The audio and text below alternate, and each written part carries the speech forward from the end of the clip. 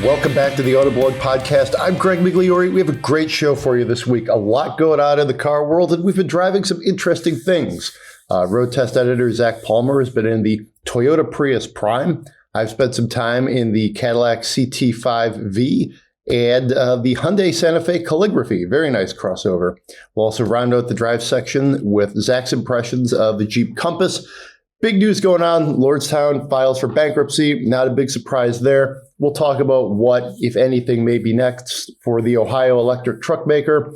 We've got some news out of Volvo, and an M5 Touring was revealed this week. It looks pretty good. Will it come to the U.S.? Well, we'll see about that. We will spend your money. With that, let's bring in Zach Palmer. How's it going, man? Oh, it's going real well here. Just trying to breathe through all this wildfire smoke that is populating our airspace. I don't know if you're having fun with that too, but man, it's nuts out there. Yeah, just apologize to the listeners right now. The air quality in Michigan is so bad. I'm a little stuffed up. It's just really, you walk outside and it smells like a campfire. It's really weird. I've even been holding off walking the dog, which if you're a listener of the podcast, you know I walk the dog all the time. And it's just, it's rough. Hopefully it passes in a few days. Oh man, I really hope so. It's not the sky isn't red like we saw in New York City a few weeks ago, but just like you said, full on campfire. The moon was red last night, though. It was weird. Yeah, I love a great blood moon. Everything is right in the world. Yeah, makes you wonder.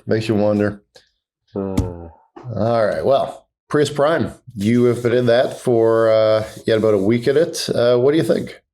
Yeah, man, Prius Prime. I was super, super excited to get into this thing. I remember I was at the auto show where they revealed it last year. Just seeing the new Prius is like, whoa, this thing is actually cool. And the first time that I went and put my foot down on this Prius Prime, I pretty much had the same reaction. I was like, whoa, this thing's actually pretty cool. I knew it was going to be relatively quick. I read James's first drive on it here about a month or two ago. 0 to 60 in 6.6 seconds, 220 horsepower. Those are numbers for a Prius, not numbers for the GR86 or a GR Super 4-cylinder or anything like that, but the Prius plug-in hybrid. So, yeah, this Prius is nothing like the one that you saw before. It looks great. Actually drives really great too. The EV range, I've been driving it around this week. It's rated for just over 40 miles, and I have, to be specific, 44 miles on a full charge. I haven't even reached the end of that yet, and I've done a lot of driving back and forth to grocery stores, houses, and so forth. I have dipped into the gas engine on purpose just to experience that acceleration, because you do get the full acceleration when you do dip into that gas engine. But now this thing has a lot of range for a plug-in hybrid, which is really great to see. And but beyond just the actual driving of it, hopping into this Prius itself, the interior is super nice. It's not a weird place to be. A lot of Priuses in the past have just been this sort of very eco-minded, odd, materials, odd look. Now this sort of just feels like a regular car inside, which I really appreciate. It has a super, super huge infotainment screen, super responsive though. I like that. There's a lot of utility in the side pockets, the center console. It's just a really nicely laid out car. And I say that just as I'm about to get to the part of this where it's probably the worst ergonomics of it, which is the instrument cluster. I noticed that in James' first drive that he's like, all right, it can be difficult to see the cluster. It really is a little difficult to see the cluster. So they made this, the actual design of it forces this super long dash out in front of you. So the windshield is very, very long.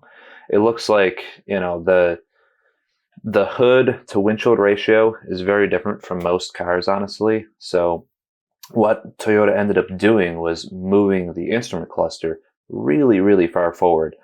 And they just needed to move it a little further up, I think. Because what you need to do to actually see the cluster is you need to just raise your seat up to a height that is somewhat uncomfortable, I think, for most of us that like sitting low in the car.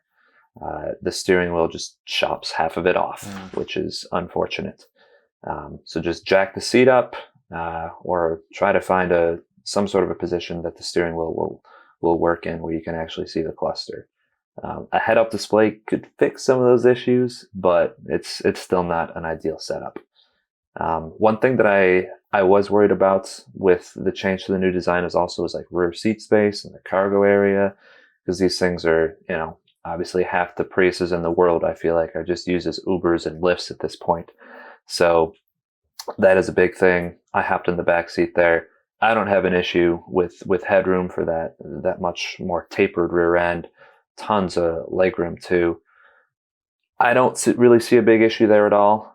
If you were larger, if you were 6'4", 6'5", there might be an issue with headspace. But overall, the Prius I think just got like a ton better, and there aren't really many compromises that you're seeing here as a direct result of it getting faster, more interesting looking, nicer on the inside, a lot more tech.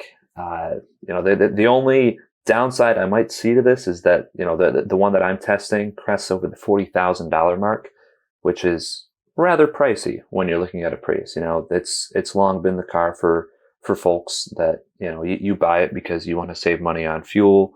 You really don't want to spend a lot of money right off the bat. But you can get a Prime for cheaper. The one that I have is the XSE Premium, has every last gizmo and gadget on it for that much money. And what you're getting is a really, really great car. But you just got to be ready to pony up for that. If you want something cheaper, there's the regular hybrid, lower models of the Prime. And I really can't recommend it enough, because it's interesting, it's fast, it's super, super efficient, and it's nice. If you're not ready to make that full EV jump, I think that this is a really, really sweet car. It's no longer a penalty box. Yeah, when you look at 40 miles of electric range, you're really getting the best of both worlds here. It is, for all intents and purposes, like an electric car for certain, conditions.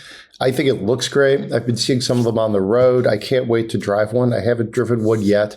And then if you look at some of the lower models, if you move away from the Prime, that's where you really get into a strong value play. It's something where if you're looking for, something that's, less expensive, but still gives you tremendous, hybrid capability, efficiency, the Prius to me has a bit of a new lease on life. It's, it's attractive in many ways. So, I'm curious too, like you, I think we kind of like to sit the same way in cars. Back when we were swapping cars more often, I'd often notice I would get in a car, usually after you, I'm like, oh yeah, this feels right. Versus maybe somebody like John Snyder, who's 6'2" or 3" or whatever he is. And you get in there and you're like, whoa, I'm way far back. But that would be something I would be a little nervous about as far as the seating position, because especially in a car like this, kind of like a theoretically fun to drive hatch, not super fun, but interesting as we've laid out with the specs. I would like to sit a certain way, and I'm already thinking, I don't know if I could do that in this car. So, we'll see. Yeah, it's a little weird. You got to sort of jack yourself up like you're in an SUV or crossover seating position, which doesn't necessarily feel natural in a car because everything is so low and sleek.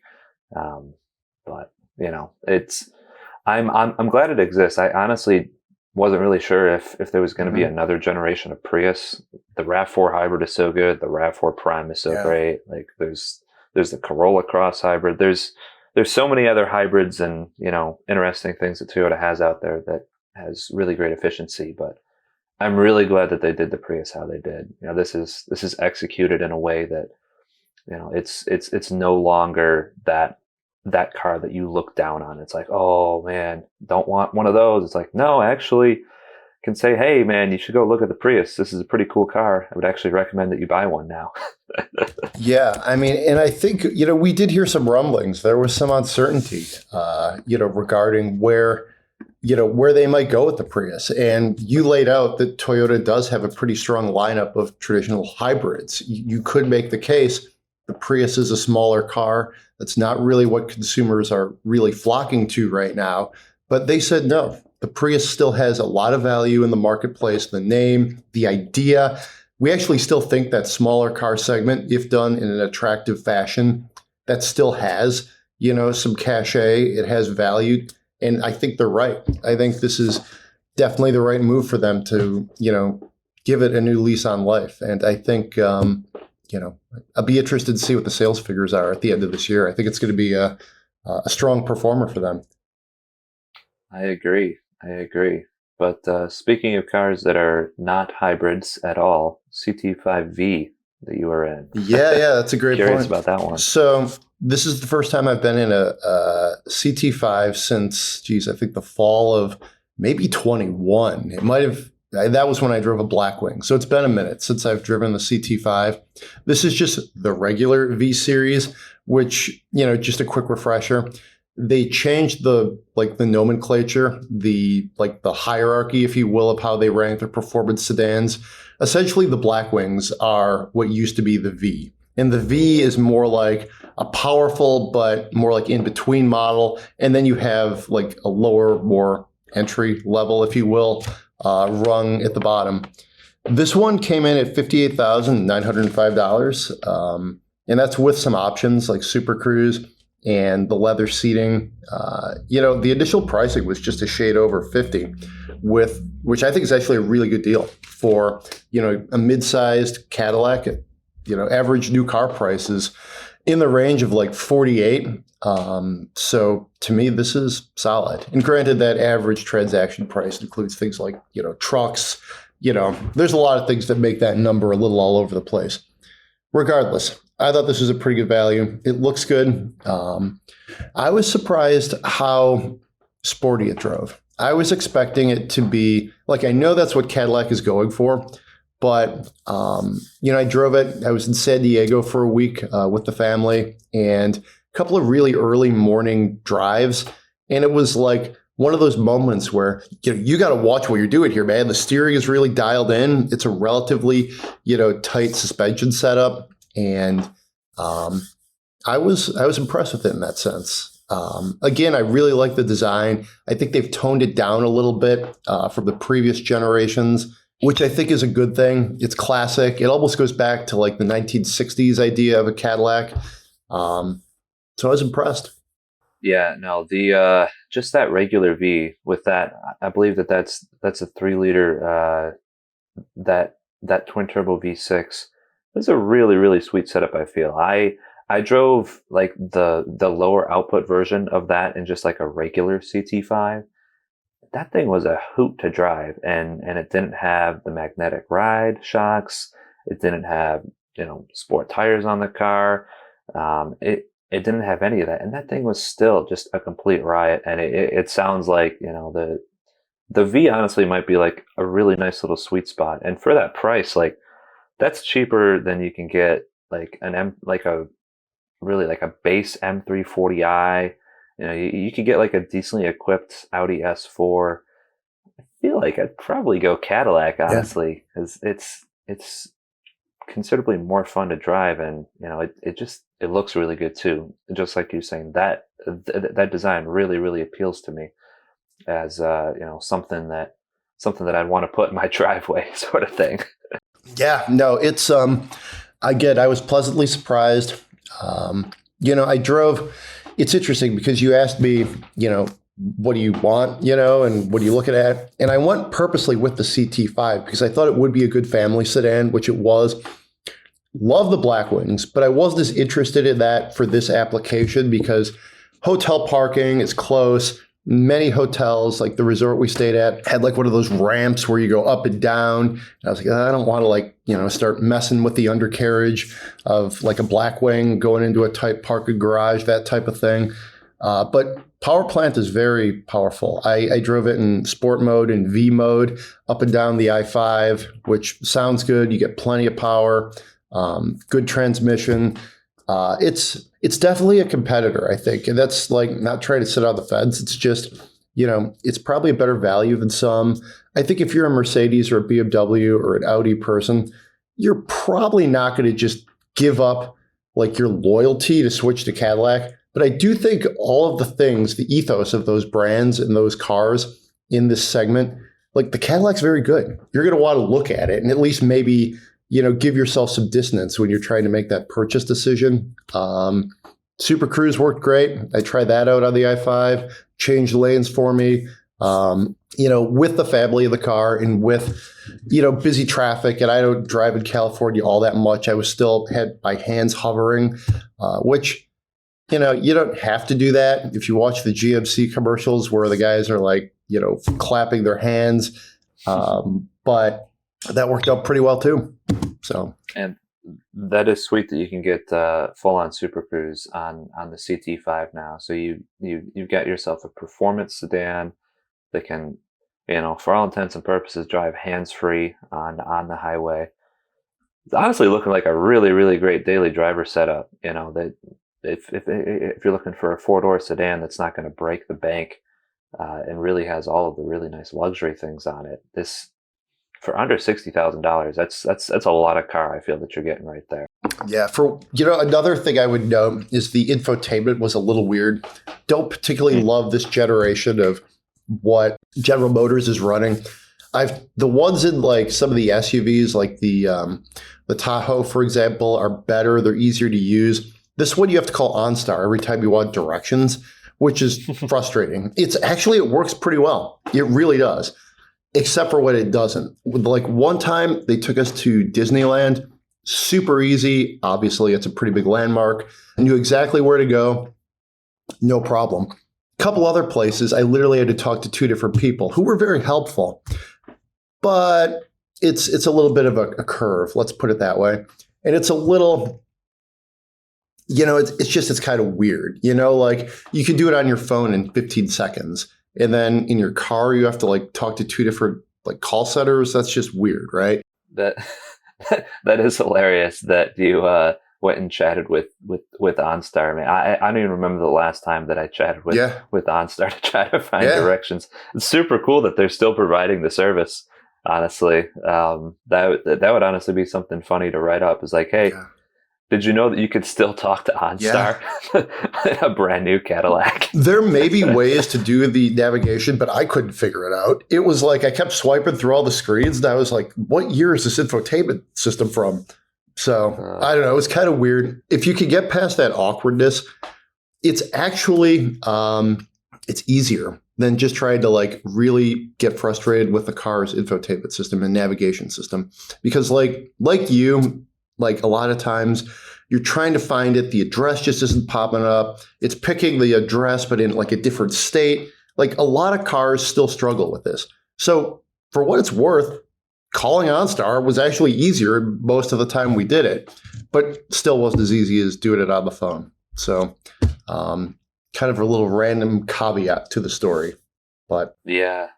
Thankfully, it'll probably have the Android Automotive based infotainment soon. That'll have Google Assistant and Google Maps as the maps, and probably won't need to call OnStar at that point. I don't even know if the car will still have OnStar at that point to that effect. But no, just like you're saying, like the Yukons and other Chevy trucks that have that, they're definitely a lot more intuitive and better to use than like what's on there now is like an updated version of the Q system, and it's crazy that they still do refer to it as Q, because I think that has that word has such a bad taste in everybody's mouth.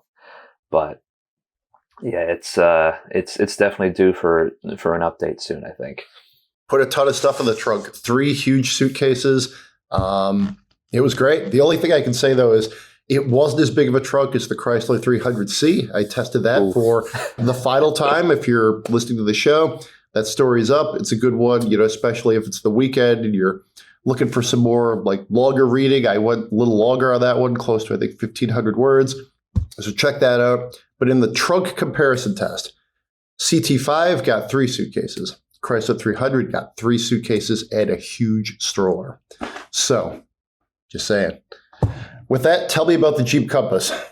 Yeah, Jeep Compass. So this was, it had been a few years since I'd driven a Jeep Compass, and I just remember the last time that I drove one, it was pretty deeply disappointed. It felt like it had a really cheap interior.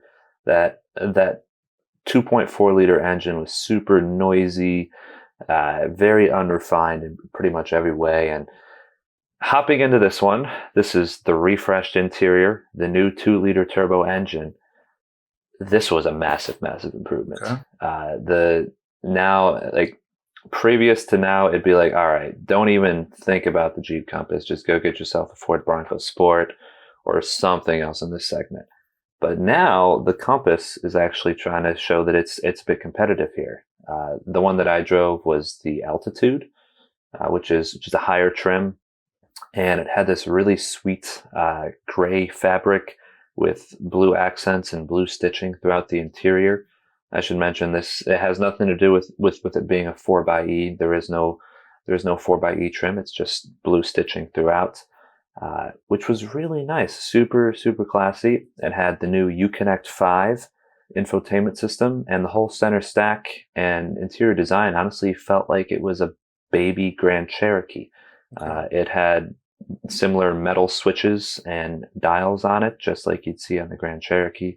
So there's some good, sharing between the models going on here, and they really class the Compass's interior up a lot. So you can get in this thing and it doesn't really feel like a penalty box. It actually feels nicer than something like a Bronco Sport, because where the Bronco Sport went like rugged, chunky, and off-road design, the Compass sort of went like upscale, and it's it's a neat alternative, I think, for somebody that might want something that is a little nicer inside. The other big plus of this thing is that 2-liter turbocharged engine. Now that, like I said, that old 2.4 liter was not great. It really didn't excel at anything: fuel economy, power, torque. The new 2-liter turbo, though, both more fuel efficient, and it really, really scoots off the line a lot better. It has enough torque to actually light the front tires up before the rears get hooked into it with the full-time all-wheel drive system. So much more refined, really has nice effortless torque around town. The transmission is smooth. You don't really notice it, just sort of in the background, which is nice and sort of what you want in a car like this. So yeah, it was a really great just around town vehicle that I feel, if you want like a smaller crossover, something that'll get through winter without an issue, you got plenty of ground clearance, and you really like that Jeep badge, can say that it's not exactly, it's a very viable option. The only issue with the Compass is the price. You're going to pay more money because it's a Jeep. You got that Jeep tax going on, and there are also alternatives within the Stellantis lineup. You can go get yourself a Dodge Hornet. Now that is slightly more expensive, not much more than a Compass though, and it has a more powerful engine. The interior of the Compass, weirdly, is arguably nicer than the Hornets though.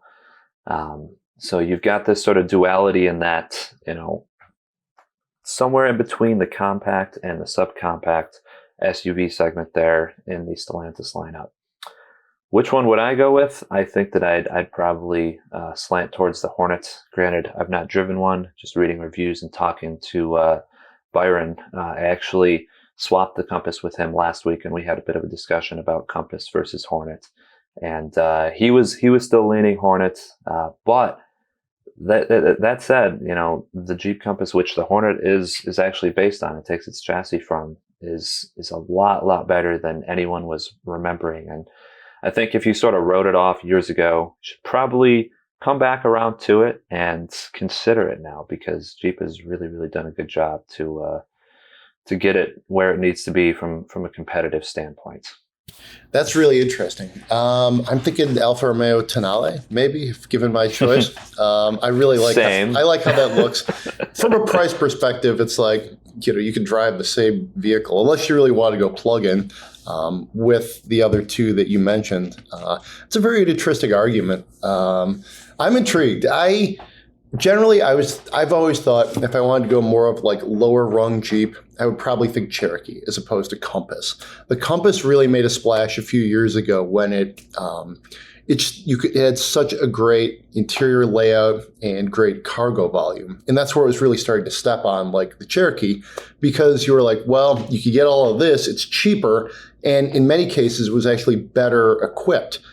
Now that doesn't really seem to be the case. It seems like the Cherokee, they've kind of bumped up a little bit, but I'll be intrigued to drive this. The Hornet that's really interesting too. I'm starting to see a few of those on the road, and yeah, I mean, I don't know. It's kind of a three-headed monster that Stellantis has created here. Yeah, weirdly, we're getting a Hornet next week, and I'm planning on having you spend some time on that good. thing for Okay. sure. So good to know.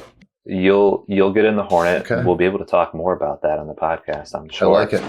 And no, like just like you though, I've seen a bunch of them out on the road. And funny argument about the Cherokee. It's still viable this year, but that thing is going away. Yeah, that's a good point. Jeep is killing that Cherokee, and soon it'll just be the Compass in that spot. So you won't even be able to get. I guess the Cherokee is more funky looking. It has various engine options instead of the just single engine option for the Compass. But no, it's about to be the only option for Jeep in that sort of weird little middle ground between compact and subcompact. I should caveat that with my comments are accurate at time of publication. They as time goes on. So cool. All right. Well, I'll talk real briefly about the Hyundai Calligraphy. Had a very weekend loan of it. Really liked it. It's Hyundai Santa Fe Calligraphy. I should be clear on that. The Calligraphy is the trim that is one of the higher level trims that Hyundai offers, and was great for the Santa Fe. It reminded me a lot more of like a smaller version of, it felt really like Hyundai was giving me a lot of money for the value, if you will. It was comfortable, put a ton of stuff in it. Again, Calligraphy really spruced up the interior quite a bit. It's one of those vehicles that I'm finding myself more and more recommending to others. I think it's one of those things where, we've talked at length about how Hyundai will always sort of chase that value proposition, but it's still a very nice crossover. Like, you get a lot of stuff for it. And it's, again, it's a great value. It was a pretty short weekend loan for it, if you will. But, again, tremendous value. I think it's one of those things, too, where, on this one, the Calligraphy is the top trim. It starts at about 42.6. It comes with, I tested one that was, I think, quartz white is the color. It has really nice wheels. They're 20 inches. Mine had it looks like the 2.5 liter. That's what I was looking for. It had all sorts of things, like the kind of the spruced up grill. It had all-wheel drive. You're still looking at like 28 miles per gallon on the highway. So to me, that's solid for what you're paying. Would I necessarily want to pay 42 for a Hyundai Santa Fe? I don't know. You could get a lot of different things for $42,000. But I mean, that's also, talking about just how the segment has gotten so competitive, if you will, and how pricing has gotten sort of so weird, if you will. But it's solid. I would say it reminded me, it had echoes, I guess, if you will, of, larger things. So I don't know. I mean, have you driven this yet? The Palisade. That is the name I've been like dancing around, and it has not hit my head. It seemed a little bit like a baby Palisade. So yeah. The Santa Fe has always sort of occupied like a weird space for me, and it's gotten a little weirder now that the new Tucson is out, just because the new Tucson has grown so much, and it's sort of encroaching on that space. It's always been, I mean, the Santa Fe has sort of transitioned from like being a really big, like maybe a 3-row SUV to now it's only a 2-row. You can't get that 3rd row anymore. It's still a midsizer, but it really isn't all that much bigger than the Tucson, just because the new Tucson is like absolutely enormous.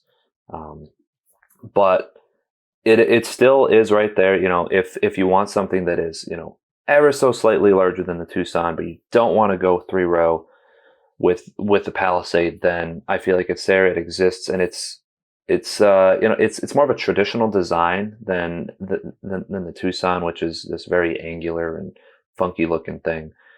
So I think that if you're more of like an SUV traditionalist, you want something that might blend in a little more, then the Santa Fe is a pretty good option. And the one that you drove with the calligraphy trim is definitely the nicest thing that you can get out there. And value is definitely a good word for it, because you get so much. Hyundai really packs these things to the brim. Heated, cooled seats, massive screens out in front of you, wireless charging. Pretty much every last little tech bit that you could think of, they chuck into these things, which is really great if that's what you're after. So I'm still torn though whether I would go Santa Fe or Tucson, though, just because the new Tucson is really good, especially the hybrid and the plug-in hybrid. Yeah, those are good points, especially when you look at sort of those like alternative propulsion options you could get. It's the only other part. This is what I was sort of struggling with. Apologies, listeners. My voice is a little raspy and flabby today, but you could get a base level Palisade for, let's see, the SE comes in at like 35, and even the SEL is 38. XRT is 41. Not that you necessarily need to buy more car than you need, but as Americans, that's what we do. I would probably, just because I think the Palisade is just such a strong vehicle, if I'm thinking Hyundai, I would go Palisade and see where that fit in my budget versus maybe getting something that's a little bit smaller, and maybe you could get a few more things on it. But I think I would just, honestly, if I was thinking to spend my money on a Hyundai, I would continue to lean Palisade. Palisade is definitely the best SUV they make, I think. Still, there's no doubt about that. There's very little argument, I think, you can make against that. So yeah, the fact that you can get one that cheap is, I guarantee, would be tempting for most of Americans too, because we love big things. The fact that we can get the bigger one for cheaper. Yeah, exactly. All right, let's shift gears and talk some news. Lordstown Motors is bankrupt. This came down on Tuesday. If you follow the EV space, you're probably aware of this. Basically, they ran out of money, plain and simple. They're going to sue Foxconn, which is, who you may or may not know, makes the iPhone. There's a whole bunch of legal wranglings going on. What Foxconn did or didn't do.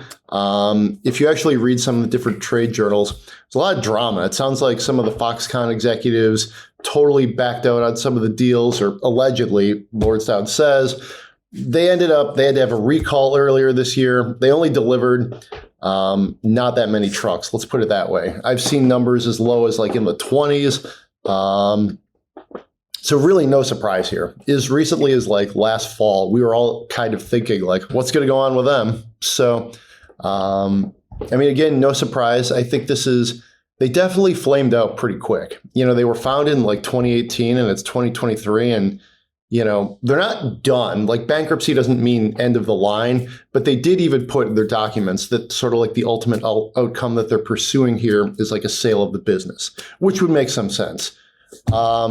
I'm one of the few people who has driven this truck and maybe ever will at this point. This is the Endurance. It's an electric truck, over 200 miles of range. I thought it was credible. It was decent. It was okay, if you will. They used some off-the-shelf parts from other companies. They had a lot of different executives and engineers from other companies. But end of the day, they just didn't have enough money. So, what do you think? Yeah, man, it's honestly super cool that you were one of the few that got to drive this truck, because I think that it is, it's going to go down as like one of the lowest production vehicles out there that we've seen. I've been trying to find numbers here as we're talking, and a report that I see from earlier this year, a few months ago, was that through the end of February, they had built about 40 trucks and delivered 6 to customers. Whoa. Yeah, not exactly great numbers by any means. And, it had been shaky from the start. I think as people that constantly see new EV startups come up and see the new cars and trucks, and what exactly Lordstown was offering with their truck wasn't particularly competitive from a specs or a price standpoint, which is, automatically a bit of a red flag, especially when you're a new startup. You can't really afford to already be behind some of the stalwarts like an F-150 Lightning, or even now we're going to have the Silverado EV that is going to come online. And as more and more electric trucks do come online, it would just make Lordstown's life even more difficult.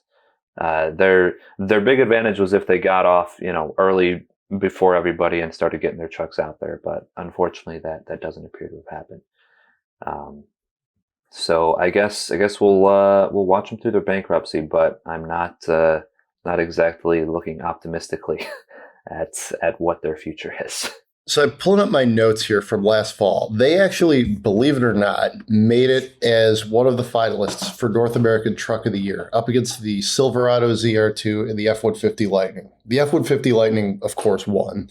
And, the Silverado was obviously second. I mean, you might think an electric truck that's kind of unique might be able to get in there and maybe get a surprise second place, if you will, just because, the Silverado ZR2 is what it is. It's great truck, but there's nothing really, moving the ball forward there. It's just the off-road version of the Silverado, which, to be fair, they hadn't done in a while. It was a great truck. But, I think some people thought, hey, maybe they can sneak in there. Obviously wasn't even close. And there really weren't that many new trucks last year. So, take that for what it's worth. They did definitely kind of get almost like a participant, if you will. But hey, they had their truck out. Tesla didn't. So, they were a finalist. And I drove it out in Ann Arbor at NACS toy testing. And, I think you summed it up pretty well. You're like, you can't just be kind of in there in the middle, the back of the pack and expect to beat people when nobody knows who you are, right? I drove the F-150 Lightning Pro, right? I think it was afterwards.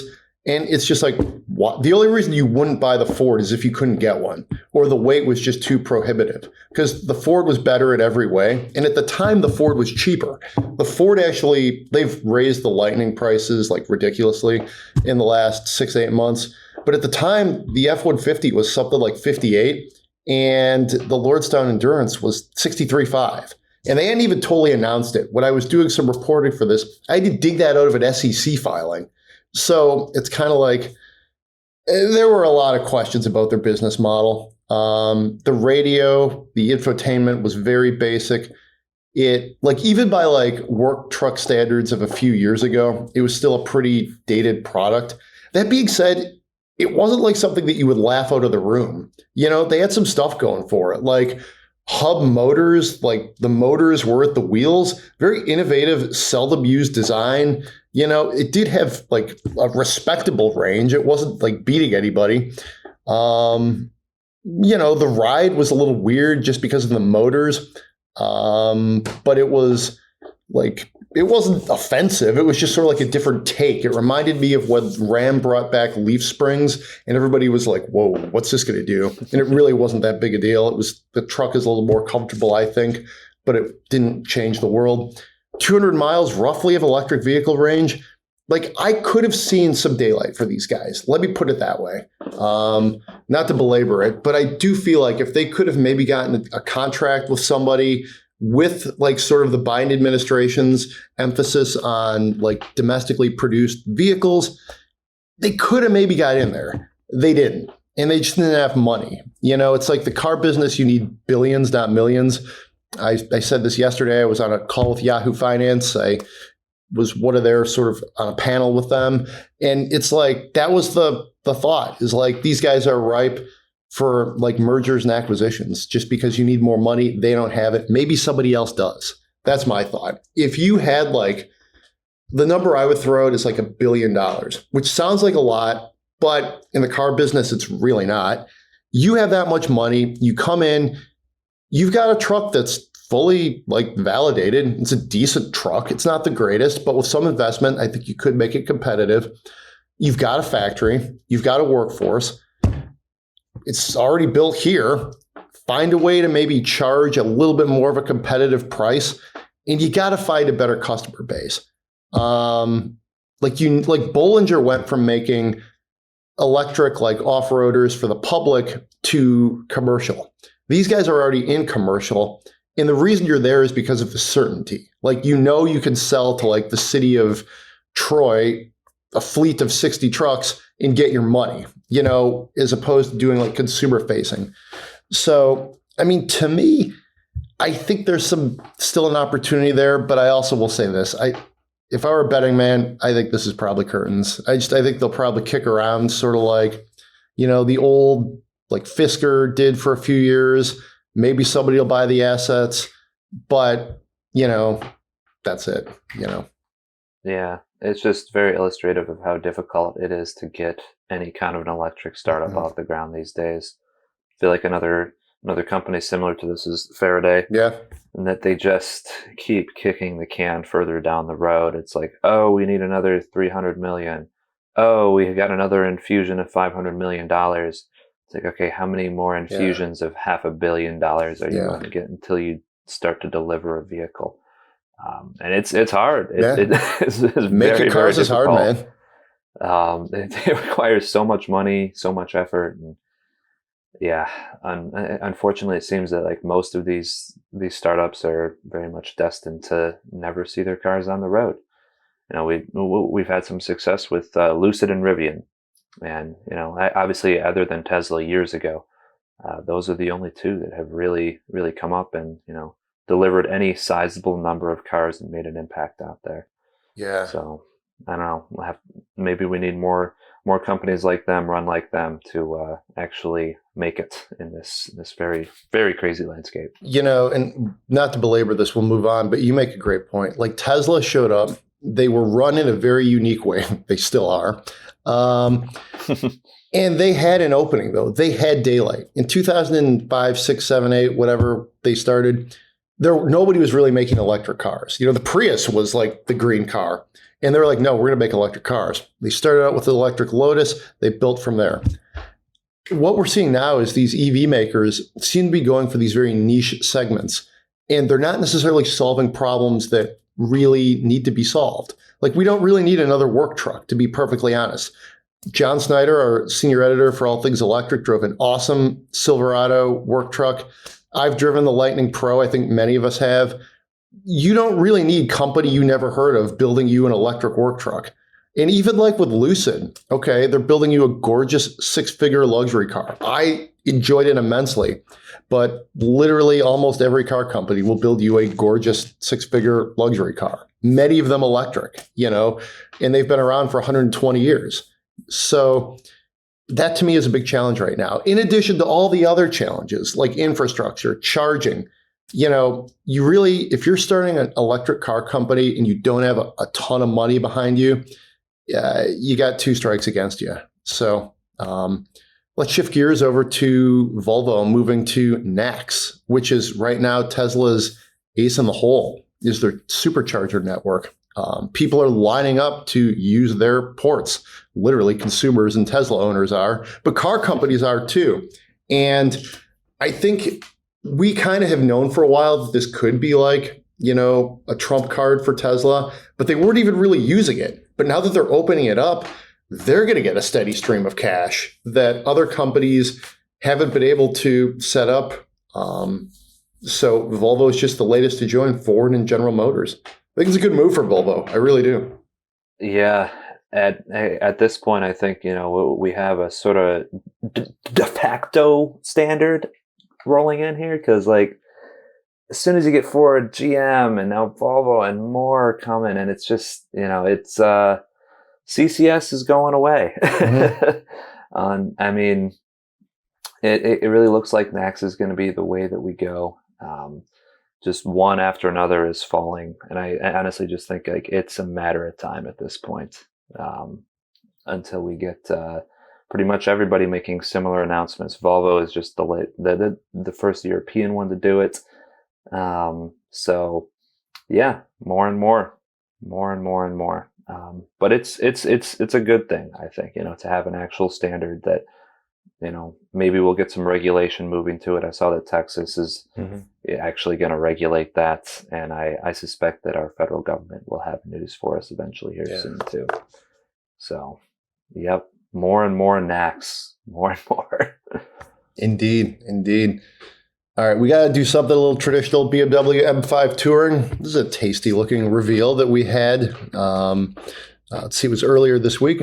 It's kind of cool. I mean, I shouldn't say reveal. It's more of like a preview teaser as far as the one image we have. This is cool. It's the first M5 Tourer in over 8, 9, 10 years now, it looks like. This is cool, man. I think it'd be great that they would bring it to the U.S. I don't think they will. What do you think? I think that the opportunity is there. The fact that, Mercedes has so successfully sold the E63S wagon here, and now Audi is selling the RS6 Avant here. I think that, there's obviously a subset of people in the U.S. that want these things. You can, even if you build them to order, like, don't make it a regular production thing that you just send them to the dealer and expect people to buy them. Make it a thing where, all right, if you want this, go talk to your BMW dealer. You can order one, you can custom order it. It's going to cost you a ridiculous sum of money, but you can have your M5 wagon. And this looks like a really, really cool M5 wagon too. They haven't given, a ton of specs yet, but I think that we can sort of guess at a lot of things that are coming, because it's going to be a hybrid. It's for sure going to have the 4.4 liter twin turbo V8, and it's going to have a super powerful electric motor. I would probably put pretty good money on the fact that it's going to be a derivation of, or almost identical to, the powertrain that's in the BMW XM, which also is a plug-in hybrid with a pretty big battery pack, a pretty powerful electric motor. I don't see any reason why they would reinvent the wheel there and they just throw something like that in there. So you could end up with an M5 wagon that has, around 650 horsepower, 600 pound-feet of torque, which would just be dynamite. Especially because, the E63S wagon is, as it stands in its current generation, is about to go away. We're getting a new E-Class that was just revealed here recently. Mercedes just revealed the wagon version of that. We haven't seen any of the AMG versions yet. We don't know what they're going to be, and we really don't know if is it still going to be the V8? They're going to go to an inline 6 plug-in hybrid. Where exactly are they going? And obviously there's the RS6 Avant. That thing rocks. It's around. It's probably not going anywhere over the next couple of years. We actually just had a new version of it get released, the RS6 Avant Performance. So there is competition, there is precedent, I think, for BMW to bring it here. Whether or not they do it is another story entirely. But I think, hopefully, I just laid out a good enough argument. Maybe BMW is listening. I think that there is an argument to sell this car here. And I think, honestly, BMW could put whatever the hell price they want on it. You could charge $130,000, $140,000 for this vehicle, and people would buy it because it's an M5 wagon, and that holds a lot of prestige, I think, for enthusiasts. Yeah. So, yeah, and there's historical precedent. The U.S. hasn't had them, but the world has had M5 wagons before, and man, do we love them. Love seeing them. So bring it on. Let's see it. All right. That's a good way to leave it, I think, actually. All right. Let's spend some money. Trent writes, "Hey guys, please spend my money. My wife and I are looking to replace our 2015 Ford Edge 2-liter EcoBoost. It's a daily driver. Live in the part of the state of Michigan that you guys like to refer to as up north, roughly 150 to 200 miles from the downstate urban centers. We like the Edge quite a bit, but would like something with a plug for our next vehicle, whether it's a plug-in hybrid or all battery electric. Ideally one that drives similar and somewhat close in size to the Ford Edge. Wouldn't use a third row if the next one had it. A lot of the roads in the area can be pretty rough in the winter for a sedan. Our last car before the Edge was high-centered on snow more than once, okay? Edge makes a daily round trip of about 25 miles. They go pure EV, standard range will be just fine. They drive a 220 4Runner TRD off-road premium.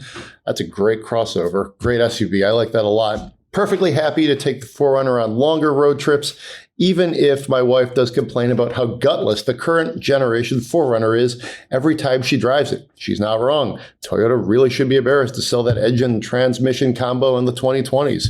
All right, hot take coming in from the Spend My Money segment. She's not wrong. That's a very dated powertrain in that vehicle. Whenever I've driven it, I'm always like, let's hit the gas and then maybe set the dial on your watch, kind of watch, slowly take off. Then the car in front of you stops slowly, jam on the brakes, and it's a very unsettling experience. Let's put it that way. But still a 5-speed auto. 5-speed auto. It's retro, right? Vintage. Like retro. There you go. That's the way that we'll sell it. Yeah. There we go. All right. That said, having enough range to get the 300-mile round trip to Grand Rapids and back with only one 30-minute or so fast charger would be a major plus. So it sounds like they're pretty far north. They know where the fast charger is on the route to when they go to Grand Rapids, which is, for those of you listening, not from the Midwest, that's other side of the state from Detroit. And it's like sort of the larger population center on the west side. Also, we're on a nonprofit electric co-op, so they have cheap electricity. So that's kind of interesting. Let's see. I'll just try to spin through this a little bit. Not in a rush. 4 to 8 months wait is fine. Budget's $50,000. They don't really want to have to travel out of state to get it. So here's the short list. Mach-E all-wheel drive, Sorento plug-in hybrid. They'd also consider a Sportage or Tucson. Model Y, potential deal breaker here. A little bit of a caveat. Trent's wife is blind in her right eye, and the instrument cluster thing isn't going to work. And there's also no Tesla service centers nearby. So that's pretty tough right there. And then anything else we might think of. They'd also look at a low mileage CPO. If it's somewhere near them, it might work. All right, I'm out of breath. My voice is shot. What do you think there, Zach? You got this. Yeah, I got two thoughts here. One electric, one plug-in hybrid. Sort of pick your poison there. Yeah. Weirdly, they're both Kias. Okay. He mentioned one of them already, the Sportage. Yeah. Specifically, the Sportage plug-in hybrid, which has 32 miles of range per the EPA. So that'll get you your 25-mile round trip. No problem at all. Sounds like you wouldn't use a third row. So I would honestly skip the Sorento plug-in hybrid and just go to the Sportage. Sure, the Sorento is a slightly bigger vehicle, but the Sportage is also enormous, has a super huge backseat, a massive cargo area. I don't think that there are many circumstances in which you would really take advantage of what the Sorento has on top of the Sportage. And I prefer the way the Sportage drives. I prefer the interior of the Sportage. I prefer the looks of the Sportage. That said, it's up to you. Beauty is in the eye of the beholder there. So Sorento or Sportage, you really can't go wrong, but I would pick Sportage. As far as the EV, keeping it with Kia, and I would definitely go with an EV6. Pick, whatever EV6 all-wheel drive comes in under that $50,000 price point, and I think roll with it. Get a GT line. You could get just a base all-wheel drive one, so long as it's the dual motor. I think that it's going to fit the bill. We had a long-termer. You can go read about a ton. We drove it through everything. I took it on big road trips. We threw some winter tires on it. Took it through some pretty gnarly snow.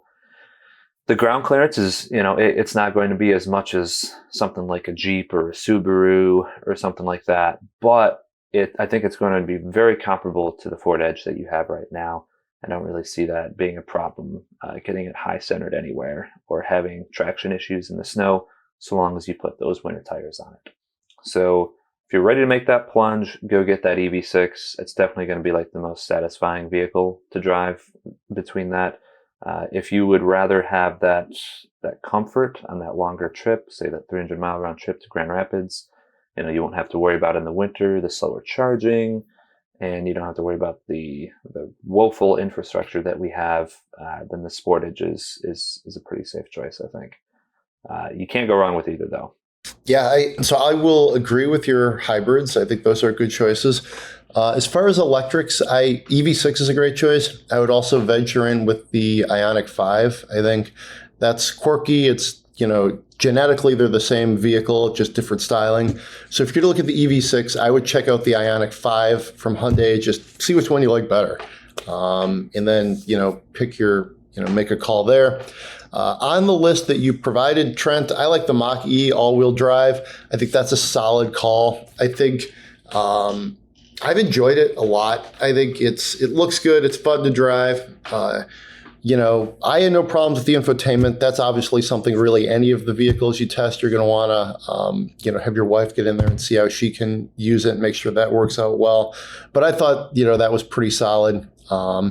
I was almost thinking of recommending the ID4, the Volkswagen, but I cannot stand the infotainment system on it. So I'm hesitant to recommend that. It's literally easier, the Ford, to change the whole drive modes than it is to change the radio in the ID4. So, take that for what it's worth. And then I'll throw kind of a random one out there. Jeep Grand Cherokee 4xe. It's not cheap. It looks like depending on incentives, you might be able to get one around 60, which I realize is, 10 grand more than your budget. But if you're worried about, thinking about basically living up north, maybe spend a little bit more money. It's 56 mpge, and you do get about 26 miles of range. So it's something, it's a plug-in option, if you will. It's sort of like a early stage as we move on the road to more electrification, or maybe almost like a late stage, highest elevation of the current plug-in hybrid setup that we're seeing. I think, time will pass this by, but even if it does, you still get a pretty decent Grand Cherokee. It's a plug-in hybrid. A lot of things that are right with that. You don't really have to worry about range anxiety with that. So it's kind of a wild card, but you already drive a 4Runner, so this definitely is a more proportional response. But I throw that out there because I like the Grand Cherokee. Something to think about. Yeah, I think that's a really good stretch option. Honestly, if you want to try to push your budget a little, the Grand Cherokee would be really cool, and I think it would be, theoretically more fun than any of the options.